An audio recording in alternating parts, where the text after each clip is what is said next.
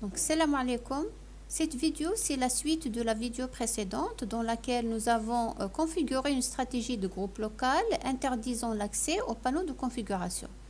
Donc, nous allons configurer le deuxième paramètre de la deuxième stratégie de groupe, bloquer les disques amovibles, donc les flash disques, les CD, les DVD, les disques externes, etc. Alors, donc vous savez que l'utilisation des flash disques, c'est un moyen excellent pour la propagation des logiciels des malveillants. Donc, au niveau de la salle machine, c'est un problème qu'on rencontre souvent. Donc, c'est intéressant de bloquer les disques amovibles au niveau des PC et ne laisser que l'administrateur. Ayant le pouvoir donc d'utiliser les flash disques au niveau des PC. Donc pour cela, nous allons procéder de la même manière pour la première stratégie de groupe. Donc au niveau de l'éditeur de stratégie de groupe, donc nous allons ajouter un éditeur stratégie de groupe. Donc cette fois-ci, on va le configurer pour les non-administrateurs. C'est-à-dire que les non-administrateurs, on va leur activer de ne pas, donc de bloquer le paramètre bloquer l'utilisation des supports amovibles. Par contre, pour les administrateurs, donc ça va être, il ne sera pas donc activé. Donc si je fais OK, terminé, voilà. Donc au niveau de stratégie ordinateur local, non, pas administrateur, c'est pour les non-administrateurs. Donc on va supprimer celle-là.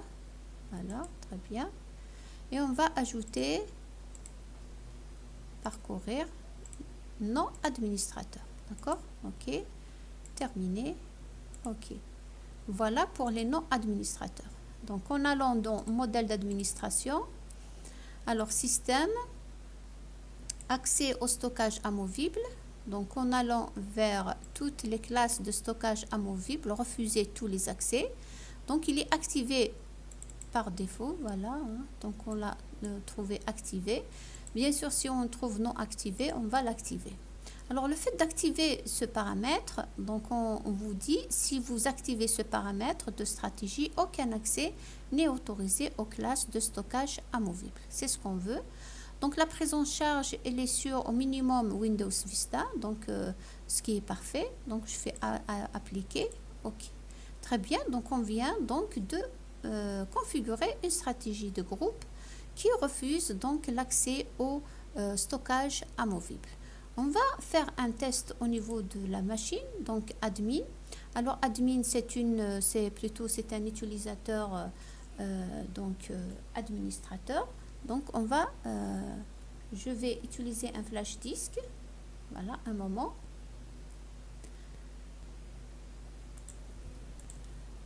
Voilà, donc je vais introduire un flash disk. Voilà, donc il sera récupéré par la machine virtuelle. Je fais OK. OK. Alors, donc au niveau de admin, voilà, disque amovible.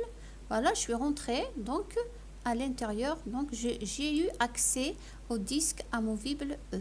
Très bien. On va tester maintenant. Est-ce que c'est le cas avec un utilisateur test? J'enlève le flash disk. Donc je vais le réintroduire.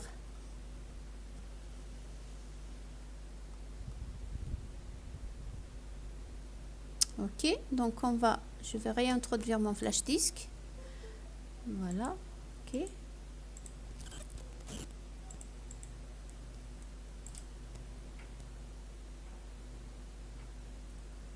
OK, donc ce PC, disque amovible, voilà, donc l'accès, il est refusé. E n'est pas accessible.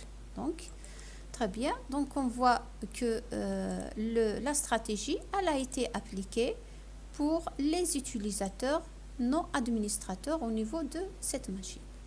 Très bien. Donc qu'est-ce qu'on vient de faire? Donc, nous avons configurer des stratégies de groupe local, donc une pour interdiser par exemple le panneau de configuration et l'autre pour bloquer les disques amovibles. Ce ne sont que deux exemples des paramètres de stratégie de groupe. Donc la stratégie de, qu'est-ce qu'on constate? Donc la stratégie de groupe, elle est facile à configurer, il faut juste savoir ce qu'on veut faire. Mais donc, elle est assez simple pour, s'il s'agit par exemple de 2 PC ou 3 PC, mais si on est en présence d'un parc informatique d'un certain nombre d'utilisateurs, d'un certain nombre d'ordinateurs, donc la stratégie de groupe local, elle est difficile à gérer, même impossible à gérer. Donc, c'est pour ça, donc, dans le cas d'un réseau d'un grand nombre d'utilisateurs et d'ordinateurs, bien sûr, donc la gestion de ces derniers dans un domaine est la solution. Donc la centralisation des objets du réseau, donc y compris les stratégies de groupe, on va les centraliser au niveau d'Active Directory, du contrôleur de domaine. C'est à partir de là, avec une seule console, que nous allons gérer tous les utilisateurs et tous les ordinateurs du réseau. Voilà, donc ça va être justement donc l'objet des cours suivants. Donc merci pour votre attention.